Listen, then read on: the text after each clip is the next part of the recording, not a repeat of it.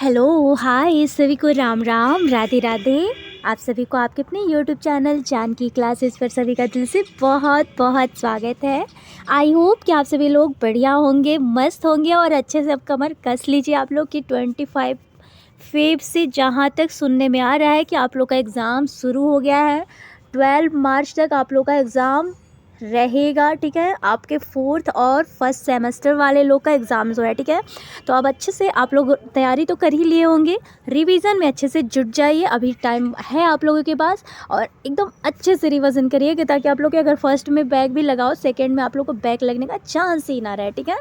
First question आप लोगों के स्क्रीन पर है। और देखिए, साइंस जो होता है ना, साइंस और मैथ होता है ना, बहुत ज़्यादा बैक लगने वाला विषय होता है। तो इस पे ज़्यादा आप लोग अच्छे से फोकस करिए। आप लोग का फर्स्ट क्वेश्चन आप लोगों के स्क्रीन पर दे रहा है कि जीवाणुओं में प्रजनन की कौन सी विधियाँ होती हैं। तो जीवाणु में प्रजनन की 3 विधियाँ होती है। कौन कौन सी होती है? एक होता है आप लोगों का वर्धी प्रजनन। वर्धी प्रजनन कैसा होता है? वर्धी प्रजनन एक ऐसा पौधा रहेगा, ठीक है। पौधा जो होता है ना, अब इस पौधे के जड़ से ना अचानक से जो ये पौधा फैल के यहाँ पे आपके पत्ती से जो पौधा होता है ना, वो होता है आपका वर्धी प्रजनन, ठीक है। वर्धी प्रजनन क्या होता है? एक पत्ती से निकलेगा और वो एक पौधा बन जाएगा, ठीक है। तो वो आपका वर्धी प्रजनन में आ जाएगा। अच्छा, अलैंगिक प्रजनन क्या होता है?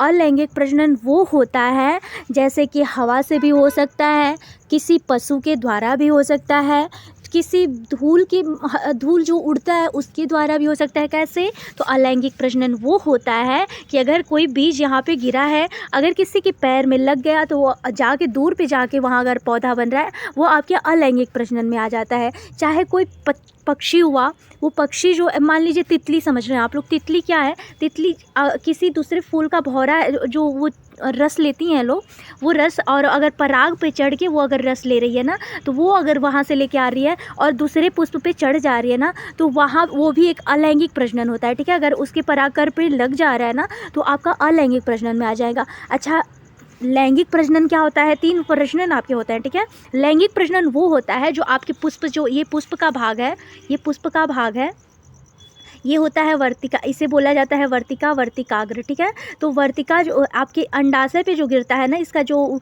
पंखुड़ी जो होता है, जो ये वर्तिकाग्र जो इसके अंडाशय पे गिरता है, तो क्या होता है, यहाँ से एक जड़ का, चाहे जो भी पौधा हुआ, जड़ हुआ, तना हुआ, वहाँ से तने का निर्माण होता है, ठीक है। तो क्या होता है? लैंगिक प्रजनन, वर्धी प्रजनन और आपके अलैंगिक प्रजनन। क्या आपका, अगर आप लोगों से पूछे कि जीवाणुओं में प्रजनन की कौन कौन सी विधियाँ होती हैं, तो जीवाणुओं में प्रजनन की 3 विधियाँ होती हैं। वर्धी प्रजनन होता है, एक होता है अलैंगिक प्रजनन और एक होता है आपके लैंगिक प्रजनन, ठीक है। वर्धी प्रजनन जो पौधा अपने पौधा बिना बीज के ही पत्ती से आपका पौधा अगर बन जा रहा है, वो वर्धी प्रजनन में आ जाता है। अगर अलैंगिक प्रजनन तो किसी भी, अगर आप लोग उदाहरण में लिखेंगे तो ये हवा के द्वारा, जल के द्वारा, चाहे जीव जंतु के द्वारा, चाहे तितली जो होती है उसके द्वारा आपके अलैंगिक प्रजनन में आता है। लैंगिक प्रजनन क्या होता है? तो जो उसकी वर्तिकाग्र जो अंडाशय पे उसकी वर्तिकाग्र जो गिरता है, वो हो जाता है आपके लैंगिक प्रजनन। तो आप लोग समझे क्या होता है? 3 होते हैं। चलिए नेक्स्ट क्वेश्चन है। और अगर आप लोग अच्छे से पढ़े होंगे तो फर्स्ट सेमेस्टर में आप लोग को क्लियरली ये सब मिलता है, ठीक है। सोलर पैनल का प्रयोग विशेष रूप से कहाँ किया जाता है? आपका क्वेश्चन दे रहा है कि सोलर पैनल जो होता है, सोलर पैनल का प्रयोग विशेष रूप से उन ग्रामीण क्षेत्रों में किया जाता है जहाँ पर बिजली की उपलब्धता नहीं होती है। इसके अलावा रोशनी, रेडियो, टीवी तथा जल पंप चलाने के लिए सोलर पैनलों का प्रयोग करके विशेष रूप से किया जाता है। क्या होता है सोलर पैनल? तो आपके विशेष रूप से ग्रामीण क्षेत्रों में किया जाता है जहाँ पर बिजली उपलब्ध नहीं होता है। इसके अलावा रोशनी, रेडियो, टीवी तथा जल पंप चलाने के लिए सोलर पैनल का प्रयोग विशेष रूप से किया जाता है। पवन ऊर्जा क्या होता है? तो पवन ऊर्जा आपके वायु की गतिशील होने से जो उत्पन्न गतिज ऊर्जा को हम पवन ऊर्जा कहते हैं। बेकिंग सोडा का रासायनिक आपका नाम क्या होता है? तो बेकिंग सोडा का रासायनिक नाम जो होता है सोडियम बाइकार्बोनेट। क्या होता है? आपके सोडियम बाइकार्बोनेट क्या होता है? NaHCO3। अच्छा, अगर आप लोगों से पूछ दे कि कैल्शियम कार्बोनेट का जो सूत्र होता है उसका रासायनिक नाम क्या होता है, तो कैल्शियम कार्बोनेट का होता है आप लोगों का CaCO3। क्या हो जाता है आपका? ये होता है आपका कैल्शियम, वेट, कैल्शियम आपके कार्बोनेट, ठीक है। CaCO3 आपका कैल्शियम कार्बोनेट होता है, ठीक है। अगर हाइड्रोक्लोरिक अम्ल आपसे पूछता है तो 2HCl क्या होता है आपका, हाइड्रोक्लोरिक अम्ल जो होता है अम्ल। कैल्शियम क्लोराइड क्या होता है, तो आपका कैल्शियम क्लोराइड जो होता है CaCl2 जो होता है। और जल का क्या होता है, तो जल का तो एकदम इजी है, आप लोग को सबको पता होगा, H2O होता है। और कार्बन डाइऑक्साइड का क्या होता है, तो CO2 जो होता है आपकी कार्बन डाइऑक्साइड होता है।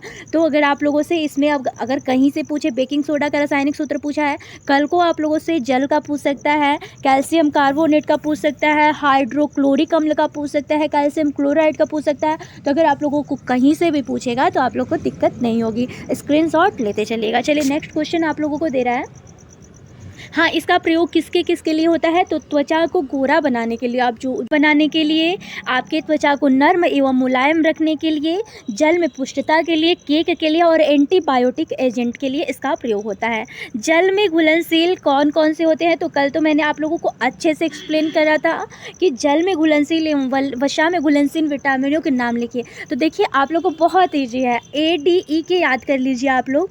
ADE के जो होता है आप लोगों का, ये होता है आपके वसा में घुलनशील। और जल में घुलनशील पूछेगा तो सिर्फ B और C क्या होता है, वसा में घुलनशील है आप लोग का VC, जल में घुलनशील आप लोग का ADE के, ठीक है। बहुत ईजी है, आप लोग अच्छे से तैयारी करके जाइएगा क्योंकि इस पे ज़रूर क्वेश्चन आप लोग का आ सकता है, ठीक है। जल में घुलनशील क्या क्या होते हैं, तो कल मैंने इसे अच्छे से एक्सप्लेन करा था। विटामिन जो जल में घुलनशील विटामिन C और B होता है, क्या होता है B और C, उसे कॉम्प्लेक्स B बोला जाता है। थायमिन क्या होता है, thiamine 1, riboflavin B2, niacin B3, pantothenic acid B5, pyridoxine B6 और बायोटीन आपका B7 आपके फॉलिक एसिड इसे बोला जाता है, और B9 और आपका कोबालमिन जो होता है B12 होता है, ठीक है। तो यहाँ से भी अगर आप लोगों से कोई भी पूछे तो आप लोगों को कंफ्यूज नहीं होना है। और विटामिन A क्या होता है, तो retinol, vitamin D calciferol, vitamin E tocopherol और विटामिन K जो होता है, और इससे विटामिन K से जो होता है आपके रक्त का थक्का बनना, अगर आपसे पूछे तो विटामिन K। नेक्स्ट क्वेश्चन आप लोगों को दे रहा है कि हरे पौधों के पौधे पर पड़ने वाले प्रकाश से हरा रंग ही परिवर्तित हो जाता है। क्यों, क्योंकि जो हरा रंग होता है ना, हरे रंग के पौधे पर उपस्थित हरित लवक जो क्लोरोफिल कहलाता है, हरे रंग को परिवर्तित करता है तथा अन्य रंगों को अवशोषण करता है। अच्छा, अगर आप लोगों से एक क्वेश्चन पूछ दें कि पौधे और जीव जंतु जो होते हैं भोजन कैसे बनाते हैं, कैसे प्राप्त करते हैं, तो पौधे जो होते हैं ना, पौधे अपने जो भोजन होता है ना, पौधे जो होते हैं भोजन जो होता है स्वयं बनाते हैं, ठीक है, भोजन स्वयं बनाते हैं। और आपकी अगर जीव जंतु पूछेगा तो जीव जंतु को किसी के द्वारा प्राप्त होता है, तो मतलब भोजन ग्रहण करते हैं, लेकिन पौधे जो होते हैं आपके भोजन स्वयं बना लेते हैं। नेक्स्ट क्वेश्चन आप लोगों को दे रहा है कि सरल मशीनें कितने प्रकार की होती है, तो सरल मशीन आपकी 4 प्रकार की होती है। कौन कौन, लीवर, पेच, पिरामिड और पहिया और धुरी। क्या होता है, लीवर, पेच, पिरामिड, पहिया और धुरी। क्या हो जाएगा, सरल मशीन में क्या आ जाएगा, लीवर, पेच, पिरामिड, पहिया और धुरी। ये भी आपके डीएलएड का क्वेश्चन आया हुआ क्वेश्चन है, ठीक है। नेक्स्ट क्वेश्चन दे रहा है कि मशीनें क्या होती हैं, मशीन क्या होता है, तो मशीन एक सरल मशीन से बनी तथा अवयव दोलन द्वारा व्यवस्थित होने वाली युक्ति को मशीन कहा जाता है। क्या होता है, तो किसी सरल मशीन से बनी अवयव दोलन द्वारा व्यवस्थित होने वाली युक्ति को मशीन कहा जाता है। विटामिन डी क्या होता है, तो विटामिन डी का रासायनिक नाम जो है किस लिखिए बोल रहा है, तो लिखिए, तो विटामिन डी से होने वाले रोग का होता है सूखा रोग, जो होता है ना सूखा रोग, विटामिन का जो विटामिन डी होता है इसकी कमी से सूखा रोग होता है। और रासायनिक नाम क्या है, तो कैल्सीफेरॉल है। क्या है, इसका रासायनिक नाम कैल्सीफेरॉल है, और इसके वजह से जो होता है रोग सूखा रोग होता है, सूखा रोग होता है। लघु उत्तरीय प्रश्न में आप लोग का, चलिए आप क्वेश्चन देख लेते हैं। 2023 में क्वेश्चन आया था कि फसल चक्र का क्या अभिप्राय है, तो फसल चक्र जो क्रॉप रोटेशन होता है, किसी निश्चित भूमि में निश्चित समय अंतराल पर विभिन्न फसलों को लगातार अदल बदल कर उगाने की प्रक्रिया को फसल चक्र कहा जाता है।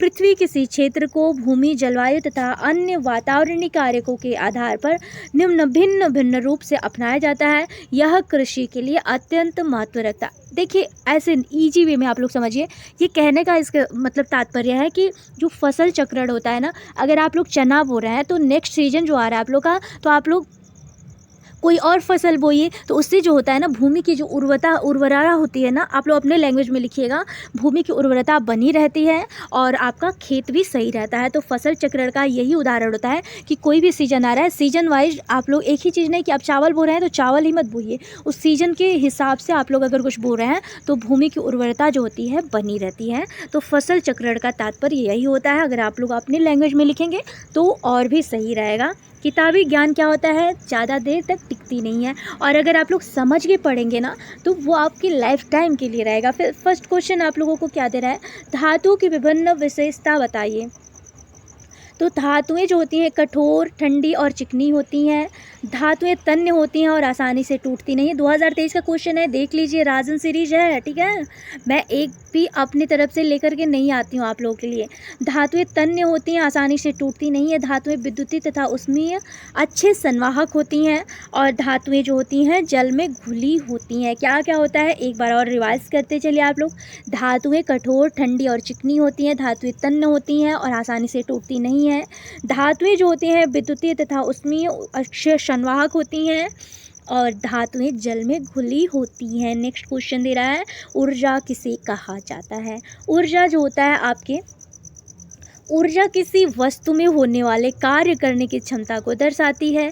कार्य द्वारा प्रयुक्त होने वाली यांत्रिक को ऊर्जा की संज्ञा दी जाती है। यह एक होता है आप लोगों का गतिज ऊर्जा, और एक होता है आप लोगों का स्थितिज ऊर्जा। जब कोई वस्तु आपकी गति में होगी तब उस वस्तु की ऊर्जा जो होता है गतिज ऊर्जा कहलाता है। स्थितिज ऊर्जा जो होता है आपकी, जब किसी वस्तु की विशेष अवस्था या स्थिति के कारण कार्य करने की क्षमता उत्पन्न होगी तब उस वस्तु को स्थितिज ऊर्जा कहा जाता है।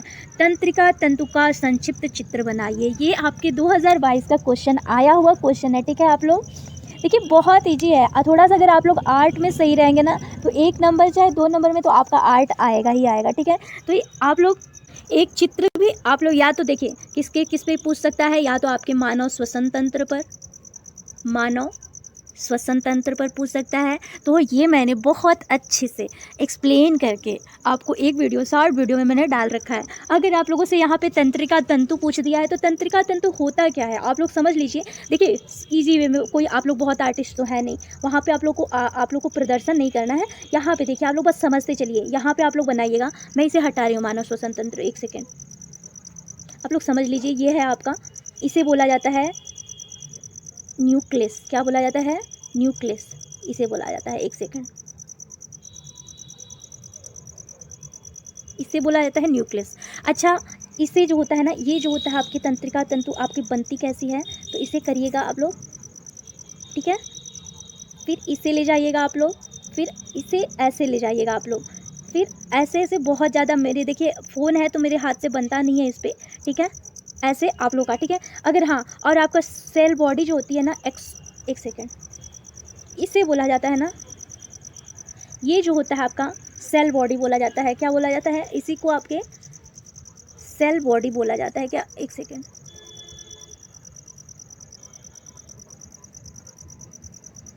सेल बॉडी इसे बोला जाता है, ठीक है। अगर आप लोगों से एक्सॉन क्या होता है, तो आपका एक्सॉन ऐसे रहेगा, ठीक है। आप लोग देखिए, थोड़ा सा बस समझ लीजिएगा आपका तंत्रिका तंतु होता कैसा है। अगर आप लोग बुक में भी देखेंगे ना, बुक में भी ऐसा ही रहता है। बहुत सेम नहीं बना पा रही हूँ क्योंकि फ़ोन है, वेट।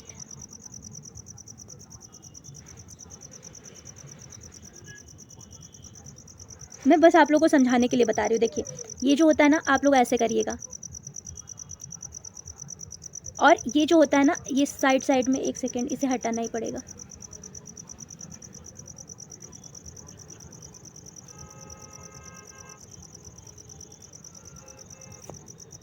देखिए आप लोग, ये जो होता है ना, ऐसे आप लोग करिएगा, ऐसे ऐसे रहता है, ठीक है। और इसकी पतली सी लाइन गई रहती है, ठीक है। आप लोग बुक में देखेंगे ना तो पतली सी लाइन, और ये जो होता है ना, इसी को बोला जाता है, ये जो ऊपरी बनावट जो है, ऊपरी बनावट, इसी को बोला जाता है एक्सॉन। क्या बोला जाता है, आपके एक्सॉन, इसे बोला जाता है, ठीक है। इसे बोला जाता है, यहाँ जो है, इसे बोला जाता है डेंड्रॉइट। क्या बोला जाता है, डेंड्रॉइट।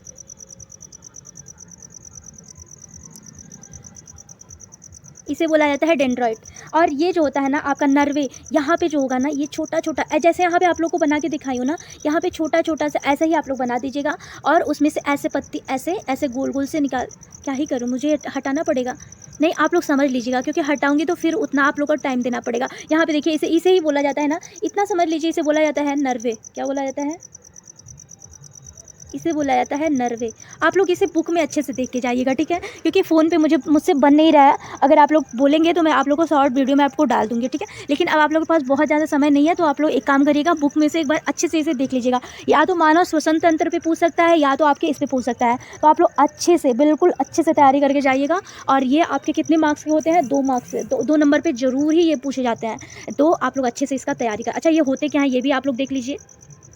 तंत्रिका तंतु जो होता है ना, तंत्रिका तंतु जो होता है आपके मस्तिष्क जो होता है, मस्तिष्क रीढ़ की हड्डी और तंत्रिकाओं में पाए जाते हैं। ये शरीर में सभी गति क्रियाओं के समुचित नियंत्रण के लिए उत्तरदायी होते हैं। यह पर्यावरण से ऊर्जा ग्रहण करते हैं तथा प्रकाश स्तंभ पैदा करते हैं। तंत्रिका तंतु जो होता है भाषावाद, चेतना तथा बुद्धि में मुख्य भूमिका निभाते हैं। तंत्रिका तंतु क्या होता है इसके बारे में आप लोग समझ लिए अच्छे से। देखिए इस पर ज़रूर ही क्वेश्चन बन करके आ सकता है, तो आप लोग अच्छे से तैयारी करके जाइएगा।